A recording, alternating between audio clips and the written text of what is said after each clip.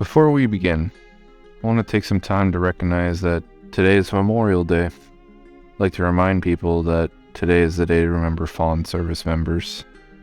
Despite what Hollywood and publishing companies believe to be entertaining, most military members don't die in blazes of glory.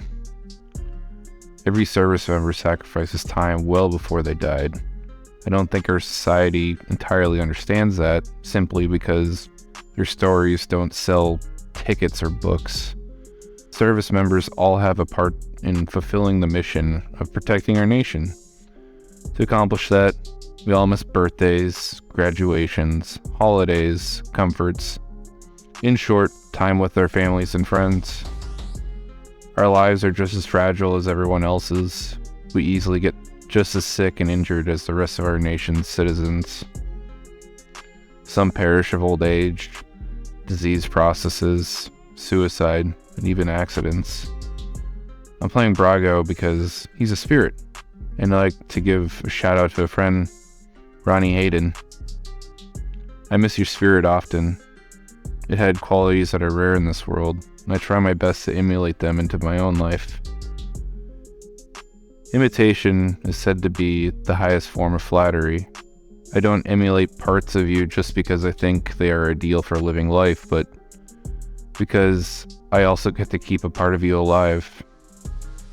Thank you, Ronnie, for giving our nation your time, and more importantly, your time to me as my friend. Alright. Holy mana rocks. We'll get down to 6 cards, and hopefully I find something to use that mana on. Playing against a rat deck, playing against a Dominaria United Jhoira. I don't know what this one does. Interesting. So it cheats out artifacts. And then Atraxa, the OG one. It's either a Super Friends deck or a Poison deck, or probably both. Why not both? For those of you who haven't seen me play this deck before, the 2 ways it wins is I either loop infinite turns with Archaeomancer, or option 2, I get infinite Brago triggers with things like Striatic Resonator or the Lithoforming Engine. And I need like a cantripping permanent in play so I could draw my deck and play a Thassa's Oracle. Or I could deny people the game by having a permanent that either steals everyone else's permanents or makes them sack them with like the Roshidan Pirates, the OG Pirates, or Venzer, the original one where it has flash and you can bounce a permanent or a spell back to someone's hand. Effectively making everyone starting from turn 0, and I played Ancient End because I didn't know it had my Mox Opal turned on, and then I could play the Signet. Oh well, I don't want to be too threatening either this early in the game. And I'll still get Brago into play on turn 3. That seems really good. You can cheat on a ton of artifacts for blue mana now. Taps, put 2 counters, puts an artifact into play for a blue, untaps, and does it again. It's probably one of the best enchantments you could have in that deck. Do it again. I could throw something in for 4 or less. That's pretty sweet tech. He just basically, if he plays a 4-drop, he would have circumvented 6 mana in 1 turn. Yeah, he basically played 3 spells. That's pretty sick. Interesting. Phyrexian on life, I'm guessing that, he has the Maldira combo, or whatever, I forget the card it's called, but it prevents you from getting counters placed on yourself. Dang. I thought for sure I was going to get beat on this Revolution of the Table, just because I'm just so open. Maybe once I play Brago, people are going to be less friendly. Static Orb. Now I'm regretting not playing my extra land, or my rocks when I did. If I had done this properly last turn, I could have been able to get my Static Orb down, have my Dispatch online. Now I just need some fun flicker targets other than mana rocks. It might be worth just hitting this Jhoira and disrupting these shenanigans. It's a lot of value, and I'm 2 for 1ing him. Although he probably has enough mana to play whatever he feels like at this point. Doesn't really necessarily need the tap on tap his Jhoira. Or I could 2-for-1 this rat deck. If he plays another rat, swings them at me, for them to be... He'll swing 2 4/4s at me. I take one away, and then I block the other. I'm sending him back to 1. That'd be pretty debilitative, too. So many decisions. Because I feel like the rat colony deck will just get out of hand if you don't do something about it. Kind of like the dispatch 2-for-1 play. Oh, okay. I won't have to do it.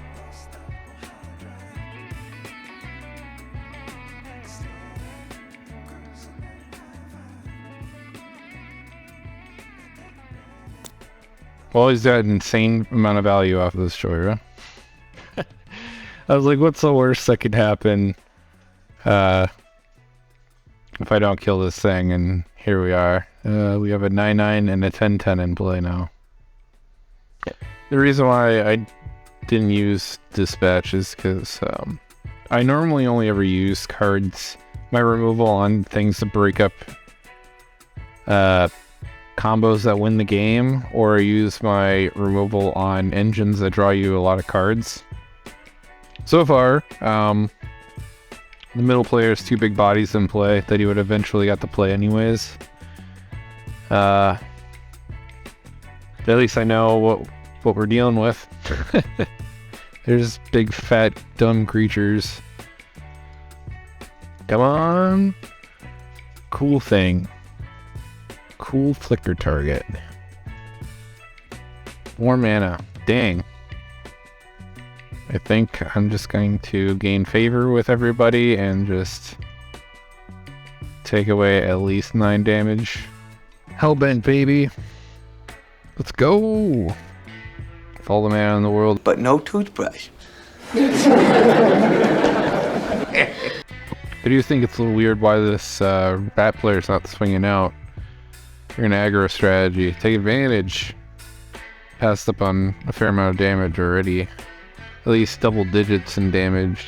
Our light totals should be a lot less than what they are now. I was more inclined to use the dispatch on Kitsune here because they played a Mystical Forge, and I want to inhibit them as much as I can. I don't think they're going to be seeing a lot more cards than us. Hopefully they keep bricking on lands. Dang, that's some rotten luck. He only got 1 artifact off that. 1,000-year elixir. Oh, I got 2. I got Jhoira's Familiar too. You could just play them both with... Oh no, he tapped out. Yeah, figured as much. I'll take my damage. Maybe now that both of the middle players' artifacts are down, maybe the rat player will feel more inclined to swing his rats that way, because Sphere, I think you could block with black and or artifact creatures. I imagine he's going to get in for a nice chunk of damage next turn, because then his rats get an additional 4, unless he plays another rat from his hand. Maybe even more. So they become 9/9s based on what information we have. I'd like a big fat card advantage spell. Either the Battle of Vryn or the Blue Trial would be nice. There's some other big fat card advantage spells. Coveted Jewel, which is dope in this deck. And then I run Portal to Phyrexia would be nice here too, because I get to clean up all these obnoxious creatures and then start animating theirs. Come on, draw step. Give me a big... could have been worse. Tutor for a tutor. Transmute artifact for now. Desperate times call for desperate measures. He'll probably leave his commander. What are you doing? Taking care of business.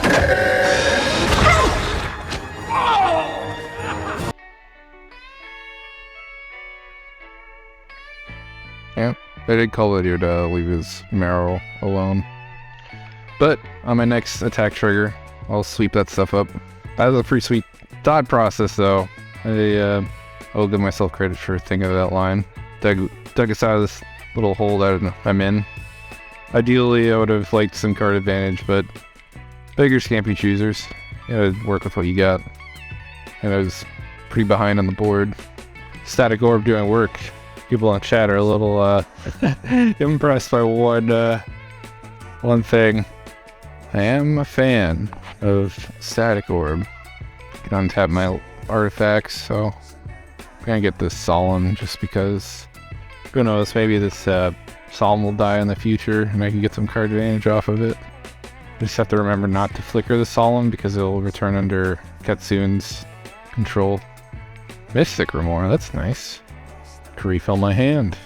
He's asking why I didn't choose Metal Worker. I was explaining that you could respond to the target. Oh, we got a first victim. 1 down, 2 to go.